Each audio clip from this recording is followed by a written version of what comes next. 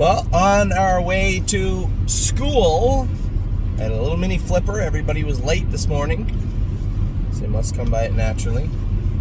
They must get that from their mother.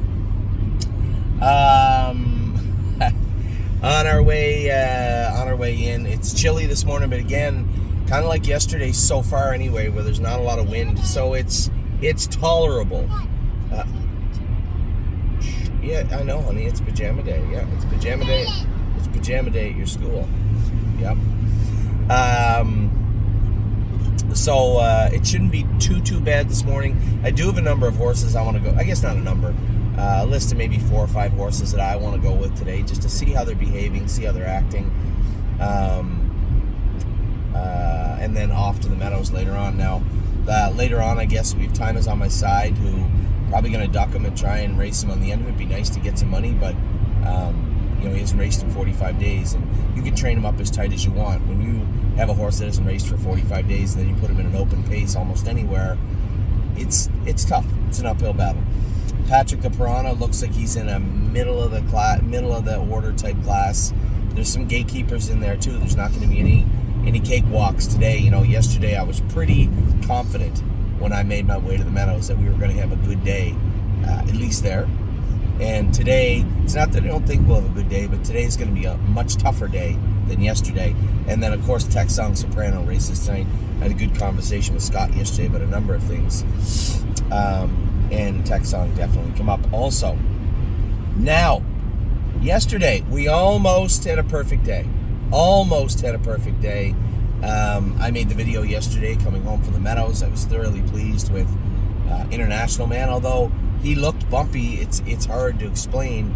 He didn't feel that way, and it was funny because it was the first thing Scott said to me too. He goes, because he knows International Man, right?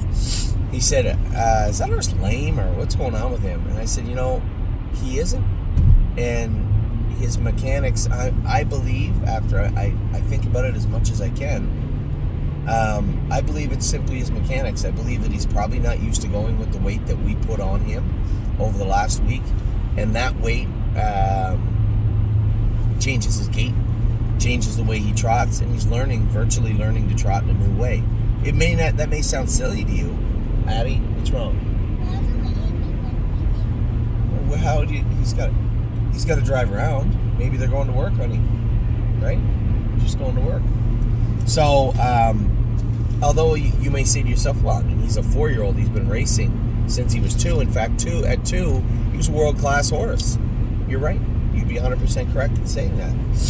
But when you haven't raced very much for 2 years since then, 7 starts before we got him in 2 full years, leading into our purchase of the horse, there's a lot of things that could have been going on, but what wasn't going on was him building that racehorse muscle. So we're teaching him to trot in what I would suspect is a new way, and he's learning to put racehorse muscle on at the same time. So as he grows, and if we can get him back into classes that he can do very well in, and that he's going to be low odds in, I think you're going to see his confidence grow, his muscle grow, and I think you're going to see the horse get better and better every week. So that was our boy, International Man, 3-point blue chip, kind of paint by numbers, although the trip, I was a little premature getting out of the 2-hole down the backstretch. I just wanted to make sure that we weren't in a locked-in situation, and just because the horse on the front was the horse to beat in the race, from my vantage point, what I was looking at was a horse that was very vulnerable, and if he was going to be taken advantage of, it was going to be by me, not someone else. So that was yesterday at the meadows. On my way home, I stopped. I had to get some hobbles for some of the pacers in the barn. I stopped at Big D's quickly, and then got to watch Save America win the Open. He looked so good. It's funny because Scotty had he quietly thought that Rock Shining Star was the better of the two. He liked Save America, but he thought when push came to shove, the toughness of Rock Shining Star would shine through, and he would be the better horse. Now, that may happen down the road, but that certainly is not the case right now. Rock Shining Star raced great yesterday to win, but that was a lower class. Save America was in the Open, and that was what they have to offer in Southern Ohio. A good, tough field, and got away in the 2-hole, and again, up the inside and heads to the winner's circle, and I'd be remiss if I didn't say congratulations to Austin Hanners. I saw that even over 10 million in purses in his first 9 years of racing with that win yesterday. So congratulations to him. And congratulations to us. As we started our day, we put 4 horses on the track, and all 4 horses were winners yesterday. Now, we went to it last night, and I really thought the shoeing changes that we made on Dancing by Myself would be obvious and would be effective. Now, I'd asked Dominic after the race, did he train with those on? He said, Anthony, we trained him slow, but with the track so muddy because it was soft here in Ontario, we couldn't really get a fast mile into him. And he looked fine going slow. Now, the way James explains it was very simple and very poignant. He said, when you go 4 quarters in 31 seconds, it feels great. When you try to go 30 and 4, the wheels start to wobble. That has nothing to do with speed. That has to do with him interfering. Now, when I watched the race last night, I thought he was hitting his knee. James said, no, I don't think he got to his knee at all. I think he probably marked it up a little bit, but not to the extent that I thought. It was his left shin that he was hitting. This is the exact same issue that Gypsy Hill had when we went to try and qualify. Now, Gypsy Hill raced as a 2-year-old. He already had that base, that foundation, and he had something to build from, albeit in his rearview mirror by months. This guy is not yet. So we have to get him to a point where he's not hitting that left hind. That should be attainable. I said to Dominic, we're going to cover our bases. I want to marquee him first, which means we're going to aggressively treat him for Baycocks, just in case it helps. We're going to work on that left hind shin that's now bruised. We're going to take him over to Dr. McKee and have him looked at to make sure we're not missing anything else. Because the last thing you want to do is be focused on one issue when it was actually caused by another that you're not focusing on. That happens all the time in this industry. Marquee, it's a little stronger, and it's a different treatment than our normal TD paste type Totazerol and Diclozerol Baycocks. So marquee him, take him to Dr. McKee, work on that shin. First 3 things we're going to do. Tinker with the shoes again, but you won't see him go behind the gate until we're confident he can win the maiden at Mohawk. That's only fair to the horse. Last year, when we were patching and going and running him over to the meadows and back with Gypsy Hill, it was because he had stakes coming up. We had a timeline. We don't with this guy. We just have to get him right, and I believe we can. This, of all the mechanical deficiencies a horse can have, hitting that left hind high shin, not the jack, just that high shin area, should be fixable, or at least be able to mitigate it in a way we come to an agreement. You're going to brush that shin a little bit, and you'll be okay with it. But right now, it's a very sensitive and painful area. I can assure you today, when they brought him out, it's going to be a little hot, a little warm, and very bruised. So these are the things we're going to do to combat Dancing by Myself. One, the biggest takeaway is we should be able to fix this. 2, he's not going to race again until we have fixed it. And 3, and every bit as important, do the diligence, do your due diligence, do your work to ensure that you do it right? Step 1, we'll marquee him.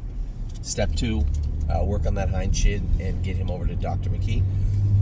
3, start. I noticed when Dominic showed me the shoes, I took a picture of the shoes. I was trying to get an idea of what we're dealing with. We got heavy trotting shoes on him up front. Well, let's see if we can lighten him up.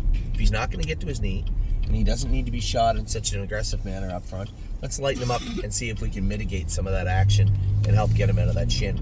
We have him shod behind the way that he probably should be, so we're not going to touch the hind end just yet, but we are going to work on that front end. So Dom and I had a pretty good discussion about it last night. Just talked about what he did, what he didn't do, and how we're gonna mitigate that.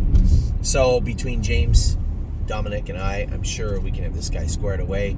If we do it quickly and efficiently, we'll see him race before Christmas. If not, it'll be shortly thereafter. But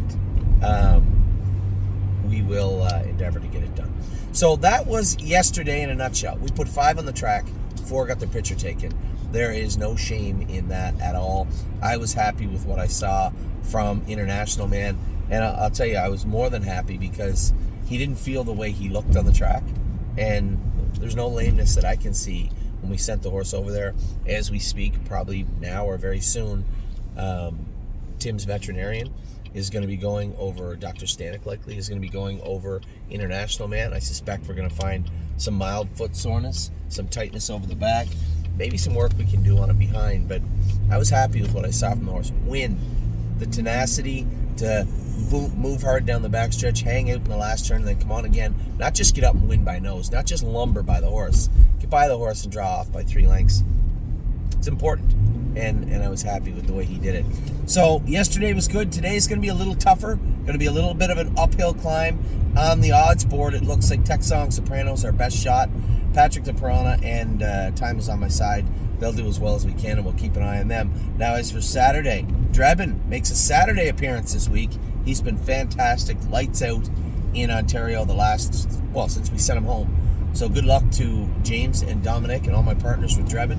Woodmere Betcha picked to win again in Charlottetown on Saturday morning. And then we have nothing, right now anyway, that I can see. Nothing on Sunday. Monday, we have Looks Like Money, and that may very well be his last start in Ontario. I've talked to Harry about it already. Again, it's just, I understand it's hard to fill classes in Ontario, but that coin has two sides. It may be difficult for you to fill the classes, but we have to race in them. And if we don't have the right tool for the right job, then we need to change it out and get the right tool for the right job. So we'll likely be on the lookout to buy a horse. I actually have talked to Scott. He had a horse that they may be interested in selling. If that's the case, then that would probably fit into what we're doing. There's no point keeping Looks Like Money there if he's going to be okay in a class that doesn't fill all the time, get beat up in the open, and then we have to wait for him to drop down. Let's look for a horse that can do in that drop down class, that doesn't fill all the time. If we have to race in the open once in a while, so be it. That's the horse we're looking for. And as of right now, I don't believe it Looks Like Money. So that is the plan for the week ahead. We have horses qualifying this morning, 4 of them qualifying this morning with Dominic. Now, unfortunately, 2 of them are in with each other, so we have 2 qualifiers of 2 each. Danny O'Brien is going to go with our girl, Speed of Sound. He's been training her down with Dominic. He's also going to go with the big lazy lobster there, Southwind Idex. And James is going to go with the other 2. I'm eager to hear about them. I'm not sure if we have any schoolers. Harry said that the Australian horses are close to going to the track and training, so that shouldn't be too far off. As I said, I got to work harder on it moving into 2025. That end of October to Christmas gap. I need to do a better job filling that up with quality, quantities, and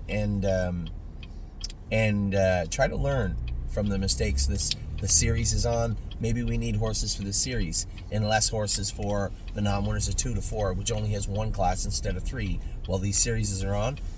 Food for thought for next year also.